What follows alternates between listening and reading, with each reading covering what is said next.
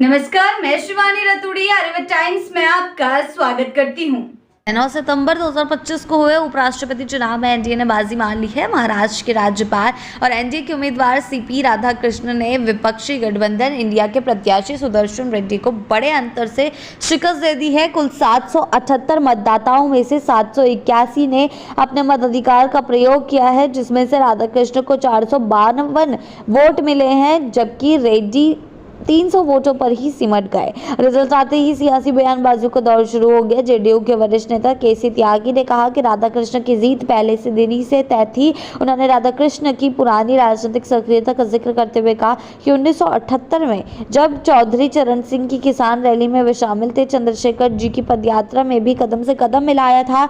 त्यागी ने यह भी संकेत दिया कि इंडिया गठबंधन में सब कुछ ठीक नहीं चल रहा है और ये चुनावी परिणाम उसी खामियों की तस्वीर है। वहीं आरजेडी नेता तेजस्वी यादव ने इस चुनाव को लेकर गंभीर सवाल खड़े कर दिए। उन्होंने कहा कि मतदान प्रक्रिया शाम 5 बजे तक चली। उनका कहना है कि इससे बड़ा सवाल यह है कि चुनाव हो ही क्यों रहा है। उपराष्ट्रपति जगदीप धनखड़ को लेकर उन्होंने कहा, क्या वाकई में बीमार थे या उन्हें बीमार बना दिया गया। उन्होंने तो हाल ही में सदन की कार्रवाई बखूबी चलाई थी, फिर अचानक वे कहाँ गायब हो गए। क्या ना कोई हेल्थ बुलेटिन आया, ना कोई आधिकारिक बयान आया, आधिकारिक बयान क्या उन्हें नजरबंद कर दिया गया है ताकि असली वजह छिपाई जा सके। तेजस्वी ने सरकार पर विपक्ष को दबाने का भी आरोप लगाया। उन्होंने कहा कि आरजेडी की माई बहन वानी योजना के तहत फॉर्म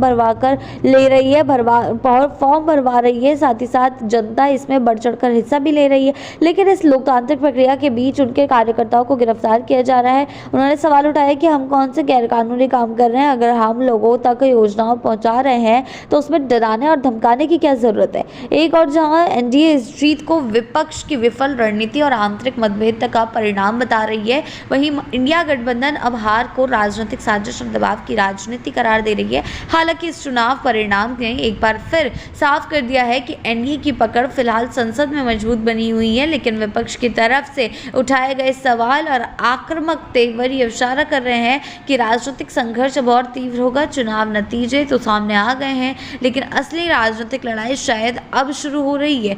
जी हाँ, जिस तरीके से अब उपराष्ट्रपति चुनाव में एनडीए ने बाजी मार ली है और अब महागठबंधन को इसमें भी हार का सामना करना पड़ा है, इंडिया अलायंस को इसमें भी हार का सामना करना पड़ा है। तो ये देखने वाली बात होगी कि आगे क्या कुछ होता है, कि क्या इसका असर बिहार के चुनाव पर पड़ेगा।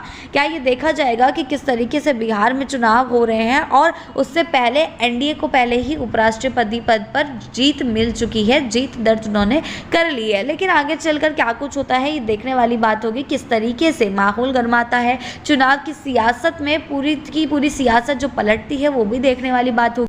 ऐसी ही अपडेट्स के लिए जुड़े रहें आर्यभट्ट टाइम्स के साथ ही चैनल को सब्सक्राइब करना ना भूलें और हमारी फेसबुक और वेबसाइट के साथ भी जरूर जुड़ें।